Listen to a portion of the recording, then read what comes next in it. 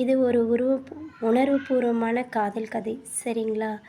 என் மனதை தொட்ட கதை. இன்றளவும் என் மனதிலும், என் நினைவிலும், என் கனவினிலும் ஓடிக்கொண்டிருக்கும் கதைன்னு சொல்லலாம். சரிங்களா? எனக்கு என் மனதை ரொம்ப பாதித்த ஒரு கதை. இன்றளவும் நான் எப்பொழுதெல்லாம் இந்த கதையை நினைக்கிறேனோ அப்போதெல்லாம் என் கண்களில் கண்ணீரை வர வைத்த கதை. இதோ உங்களிடம் பகிர்ந்து கொள்கிறேன். இருவரும் ஒரே பள்ளியில் படிச்சுட்டு வராங்க, ஒரே ஸ்கூலில். ஒரு நாள் நல்லா மழை பெய்யுது. மழை பெய்யும்போது பக்கத்தில் இருக்கிற கடைக்கிட்ட ஒதுங்குறாங்க. அப்போது இவனும் வந்து பேசுகிறான் அவன்கிட்ட, நம்ம 2 பேருமே ஒன்றா தான் படிச்சுட்ருக்குறோம். இது வரைக்கும் ஒருத்தர் ஒருத்தர் பார்த்து பேசினது கூட இல்லை. நீ ரொம்ப நல்லா படிக்கிற, நானும் உன்னை விட நல்ல மார்க் எடுக்கணும், நல்லா படிக்கணும்னு ஆசைப்பட்றேன். ஆனால் என்னால் முடியவே இல்லை அப்படிங்கிறான். அதுக்கு இவ சொல்கிறா, அப்படியெல்லாம் இல்லை, நீயும் நல்லா தானே படிக்கிற அப்படின்ற மாதிரி. அப்புறம் பள்ளிக்கூடத்தில் பார்க்கும்போது பேசுகிறது, அதுக்கப்புறமா வரப்போக பேசுகிறதுன்னு இப்படி ஒரு நாளும் போய்கிட்டே இருந்தது. ஒருவருக்கொருவர் பார்த்து பேசவே முடியாது என்ற எண்ணமும் தோன்றும்போது 2 பேருமே காதலை பற்றி வெளிப்படுத்திக்கிறாங்க. நான் உன்னை காதலிக்கிறேன்னு. அவனும் சொல்கிறான், நான் யாருமே இல்லாமல் ஒரு ஆதரவற்ற ஒரு இல்லத்தில் வளர்ந்தேன், ஒரு ஹாஸ்டலில் தங்கி தான் படிக்கிறேன், எனக்குன்னு யாருமே இல்லை. உன்னை பார்த்ததும் என் தாயே மறுபிறவி எடுத்து வந்து என்னை அரவணைத்து அன்பு காட்டி ஆதரவு காட்டி பார்த்துக்கிற ஒரு ஃபீலிங்ஸ் வருது. என்னால் நீ இல்லாமல் இருக்கவே முடியாது அப்படிங்கிறான். அப்போ இவ்வளோ சொல்கிறா, எனக்கும் அப்படி தான் இருக்குது. எனக்கு இருக்கிற கஷ்டம், எனக்கு இருக்கிற மனவேதனை எல்லாத்தையும் உன்னை பார்த்து பகிர்ந்து பேசிக்கும் போது எனக்கு என்ன சொல்கிறது, ஒரு ஆனந்தமாகவே இருக்குது. இந்த மாதிரி நான் யார்கிட்டையுமே பேசி பழகுனது கிடையாதுன்னு. இப்படியே போய்கிட்டு இருக்கு உங்களுக்கு காதல். இது ஒரு நாள் திருமணம் வயது வந்து விட்டது. ஒரு நாள் என்ன ஆகுதுன்னு பார்த்தீங்கன்னா, இவன் சொல்கிறான், இவ்வளோ நாள் நம்ம தனிமையில் இருந்துட்டோம், இனிமேலே திருமணம் வயது வந்து விட்டது, எனக்கு ஆசையும் கனவும் நிறைய வந்துடுச்சு, உன்னை விட்டு என்னால் பிரிஞ்சு இருக்க முடியாது, என்னால் இருக்க முடியல அப்படிங்கிற. அவளும் சொல்கிறான், எனக்கும் இப்போல்லாம் நிறைய கனவு வந்து விட்டது திருமணத்தை பற்றி, எனக்கு உன் கூட இருக்கணும், வாழணும், நான் வீட்டில் பேசுகிறேன்னு சொல்கிறா. சரின்னு சொல்லிவிட்டு வீட்டுக்கு போகிறா. வீட்டில் அம்மா அப்பா கிட்டெல்லாம் சொல்கிறா, கூட பிறந்தவங்கிட்ட, இந்த மாதிரி நான் ஒருத்தரை ஸ்கூல் படிக்கிறதுலேருந்து விரும்புகிறேன்ப்பா, இப்போ நான் அவரை தான் காதலித்து கல்யாணம் பண்ணிக்கலான் இருக்கேன், அவருக்கு யாருமே இல்லை, நல்லா சம்பாதிக்கிறாரு, அழகானவர், அறிவானவர், பண்பானவர், நல்ல குணம் உள்ளவர், என்னை நல்லா மனத்துக்கு உரிமையாக நேசிக்கக்கூடியவர் அப்படிங்கிறா. வீட்டில் இருக்கிறவங்க சொல்கிறாங்க, தப்புமா, இதெல்லாம் நமக்கு செட் ஆகாது, உனக்கு நல்ல வரன் பார்த்துட்டேன், நீ இங்கே ஏழ்மையிலையோ வறுமையிலையோ கஷ்டப்பட்டுட்ட, நல்ல பையன், நல்லா 3 கார் இருக்குது, வீடு இருக்குது, பங்களா இருக்குது, வாசல் இருக்குது, பீச் ரெசார்ட் இருக்குது, எல்லாமே இருக்குது. அந்த பையனை பற்றி நாங்கள் எல்லாம் விசாரிச்சிட்டோம், உன் கூட பிறந்தவங்களாம் போய் விசாரிச்சுட்டு வந்துட்டாங்க. அவன் நல்லா கை நிறைய சம்பாதிக்கக்கூடியவன், பண்பானவன், அன்பானவன், எந்த கெட்ட பழக்கமும் இல்லாதவன், நீ இவனை தான் கல்யாணம் பண்ணிக்கணும், எல்லாம் எங்களை உயிரோடவே பார்க்க முடியாதுன்னு வீட்டில் சொல்கிறாங்க. இவ போகிறா. இவ சொல்கிறா, இந்த மாதிரி நடந்ததை, இந்த மாதிரி சொன்னேன், இந்த மாதிரி சொல்கிறாங்கன்னு. அவன் சொல்கிறான், நீ ஏதாவது ஒரு முயற்சி பண்ணிப்பார், நீ கொஞ்சம் டைம் எடுத்துக்கோ, அவசரப்படாதே, என்ன வேணான்னு சொல்லாதே, நீ இல்லாமல் என்னால் இருக்கவே முடியாது, நீ எனக்கு காதல் தேவதை மாதிரி, எனக்கு கிடைச்ச ஒரு விலை மதிப்பற்ற ஒரு பொருள், நீ எப்படி சொல்கிறது, விலை உயர்ந்த எனக்கு ஒரு கிஃப்ட்டு, கடவுள் தந்த பண்பளிப்பு பரிசு சொல்கிறான். உன்னை பார்த்தா என் தாயை மாதிரியே இருக்குது அப்படிங்கிறான். அவன் ரொம்ப அழறான், மன உடஞ்சி பேசுகிறான். நீ இல்லைன்னா நான் இறந்துருவேங்கிறா. உடனே இவ சொல்கிறா, நீயும் இறந்துருவேங்கிற, அவங்களும் இறந்துருவேன்றாங்க, பெற்றவங்களுக்கு மத்தியிலையும் காதலன் மத்தியிலையும் நான் மாட்டிக்கிட்டு ரொம்ப முழிக்கிறேன், நான் ஃபஸ்ட்டு, எல்லாத்துக்குமே பிரச்சனை நான் தான், எல்லோரும் சேர்ந்து என்னை கொன்னுடுங்க, நீங்கள்லாம் நிம்மதியாக இருப்பீங்கன்றான். அவன் சொல்கிறான், நான் உன் மனசை தான் நேசித்தேன், உனக்கு எது சந்தோஷமோ எது நிம்மதியோ, எனக்கு பெற்றவங்க யாருமே இல்லை, உனக்கு இருக்காங்க, அவங்க சந்தோஷத்தை நினச்சி நட, எனக்கு பிரச்சனை இல்லை, நான் விலகிக்கிறேங்கிறான். சரிங்களா? அவள் ஒரு நாள் அவனை பார்க்க போகிறா. நான் எவ்வளோ பட்னி இருந்து பார்த்துட்டேன், எல்லாமே பேசி பார்த்துட்டேன், ஒரு பிரயோஜனமும் இல்லை, எனக்கு நிச்சயம் முடிஞ்சு போச்சு, இனிமேல் எனக்காக நீ காத்திருக்காத, என்னை மறந்துரு சொல்கிறா. கல்யாண பத்திரிக்கையை கொடுக்குறான். அவன் கேட்குறான், எப்போ உனக்கு கல்யாணம்னு. இப்போ இந்த டேட்டை சொல்லி பத்திரிக்கையை கொடுக்குறா. சரின்னு அவனும் வாங்கிக்கிறான். தயவு செஞ்சு என் கல்யாணத்துக்கு நீ வந்துடு, வராமல் இருக்காத. ஏன்னா நான் வெறும் எங்கள் வீட்டுக்காக தான் கல்யாணம் பண்ணிக்க போகிறேன். என் மனசில் இருக்கிறது நீ மட்டும்தான்.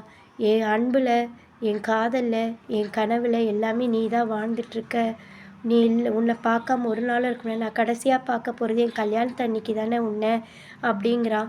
அவனும் சரி நான் முடிஞ்சால் வரேன், இல்லைன்னா என்னுடைய விலைப்பதிப்பற்ற ஒரு அன்பளிப்பு, ஒரு பரிசு உனக்கு வந்து சேரும் அப்படின்னு சொல்கிறான். இவளும் சரிங்கிறா. 2 பேரும் கை கோர்த்து நடக்கிறாங்க. அவள் கையை பிடிச்சி முத்தம் கொடுக்குறான். அவன் மடியில் படுத்து கதறான். அவள் தலையை கோதி விட்டு ஆறுதல் சொல்லிட்டு வரா. நீ வந்து எனக்காக உயிரோடு இருக்கணும். நம்ம போய் வந்த இடத்த எல்லாம் நீ பார்த்துட்ருக்கணும். கண்டிப்பாக என்னை மறந்துடாத அப்படின்ட்டு அவள் அழுதுட்டு போயிடுறா. அதுக்கப்புறம் அவளுக்கு அங்கே திருமணம் நடக்குது. இவன் சொன்ன மாதிரியே அங்கே ஒரு அன்பளிப்பு, ஒரு கடிதம் வந்து சேருது. அவள் கோவம் இவன் வரலையேன்னு அதை ஒரு ஓரம் வச்சிடுறா. இவள் பட்டும் படாமலும் கணவன்கிட்ட நடந்துக்கிறா. திருமணமான பிறகு விலகியே இருக்கா. கணவன் ஒரு நாள் கேட்குறாரு, உனக்கு என்ன பிரச்சனை, ஏன் இப்படி விலகி இருக்க, உனக்கு என்ன ப்ராப்ளம்னு. இவன் ஒன்றும் இல்லை, இப்போ தானே கல்யாணம் ஆயிருக்கு அதுதான் அப்படிங்கிறா. சரி உனக்கு கூச்சமா அப்படின்னு சொல்லி விட்டுடுறாரு. ரொம்ப அன்பானவ, அழகானவ, பணிவானவ, குணத்தில் சிறந்தவ, எல்லா வேலையும் செய்ய ஆரம்பிக்கிறா. மனசை தேத்திக்கிறா. ஒரு குழந்தையும் பிறக்குது. அந்த மகனுக்காக வாழ ஆரம்பிக்கிறா. அவனை நல்லா பார்த்துக்கிறா. வீட்டு வேலை செய்கிறா. அவனுக்கு கல்யாண வயசு வந்துருச்சு. அவனுக்கு கல்யாணமும் பண்ணி வச்சிடுறாங்க. அங்கே கல்யாண கோலத்தில் பிள்ளையை பார்த்தம்போது கண்ணில் கண்ணீர் வந்துருச்சு. ஏன்னா அவன் முதல் அவன் காதலனை பார்த்து பேசினதெல்லாம் ஞாபகத்துக்கு வந்துருச்சு. அவளுடைய காதலன் பார்த்த நாளும் அவளது பிள்ளையோட கல்யாணமும் ஒரே இதில் வருது. இவ உடனே என்ன பண்ணுறா, ஒரு கார் எடுத்துக்கிறா. டிரைவர் கேட்குறா, நான் வர வேண்டாம், இங்கே சார் வந்தால் நீங்கள் கூட்டிகிட்டு வாங்க, நான் போகிறேங்கிறா. இவன் இரவு 11 மணிக்கு ரிசப்ஷன் எல்லாம் முடிஞ்சு கல்யாணத்துலேருந்து எங்கே இந்த ராத்திரி டைமில் இவள் போகிறா தனியாக கார் எடுத்துக்கிட்டுன்னு சொல்லி பின்னாடியே கணவனும் போகிறான். அங்கே அவள் கண்டாள் இல்லையா கனவை எல்லாம், அவனுடன் காதலனுடன் எப்படி இருக்க வேண்டும் என்று. அவன் காதலிக்கும்போது வாங்கி கொடுத்த புடவையை அவள் அணிந்து கொள்கிறாள். தன்னை கல்யாணம் பண்ணும்போது அலங்காரம் படுத்தி கொள்கிறாள். அவன் தந்த லெட்டரையும் கிஃப்டையும் பிரித்து பார்க்குறா. அதில் என்ன எழுதியிருக்குன்னா, என் அன்புக்கும் மரியாதைக்கும் காதலியே, உன்னை விட்டு பிரியவில்லை. இந்த கடிதத்தை நீ படிக்கும்போது நான் உன்னுடன் கலந்திருப்பேன், உன்னுடன் வந்து சேர்ந்திருப்பேன்.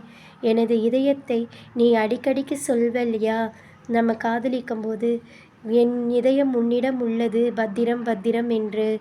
நான் உன் அழகுக்கும் உன் பெருமைக்கும் நம் காதலுக்கேற்ற மரியாதைக்கும் உனது அன்புக்கு ஈடு நான் எதை தருவது, எந்த அன்பளிப்பும் தந்தாலும் அது ஈடு ஆகாது. அதனால் என் இதயத்தையே அமைச்சிருக்க உனக்காக, பத்திரமாக வைத்துக்கொள். நீ இதை தானே சொல்லுவ, என் மனசு உன்கிட்ட இருக்குன்னு. இதை விட உனக்கு என் காதல் தேவதைக்கு ஒரு அன்பளிப்பு என்னால் விலை மதிப்பில்லாதது எதை கொடுக்க முடியும் அப்படின்ட்டு. இதை நீ படிக்கும்போது நான் உயிரோடு இருக்க மாட்டேன்னு எழுதியிருக்கான். அவள் அதை படித்து அழறா, கத்தி அழறா, கதறி அழறா. அவள் ரொம்ப துடிச்சு போகிறா, தப்பு பண்ணிட்டேமேன்னு. அங்கே கணவன் பின்னால் வந்தான் அல்லவா, மனைவி எங்கேயோ இந்த டைமில் போய் கொண்டு இருக்கிறாள் என்று. கணவன் வரான், அந்த பரிசை பார்க்குறான், படிக்கிறான். நீ இதை முன்னாடியே என்கிட்ட சொல்லியிருக்கலாமே, சொல்லியிருந்தா நான் உன்னை சேர்த்து வச்சுருப்பேனே, உன் வாழ்க்கை இப்படி போயிருக்காதே.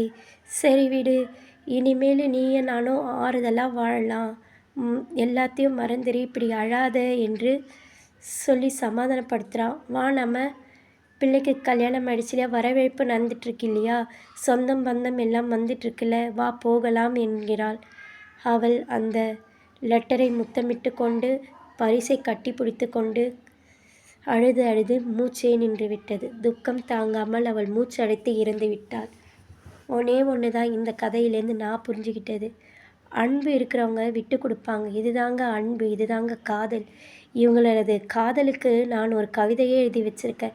இது அன்புக்குரிய காதல், இது மரியாதைக்குரிய காதல். காதல் என்றால் என்னவென்று இவர்களை பார்த்து புரிந்து கொள்ள வேண்டும். ஒற்றுமை என்றால் காதல் என்று இவர்களை பார்த்து நாம் கற்றுக்கொள்ள வேண்டும்.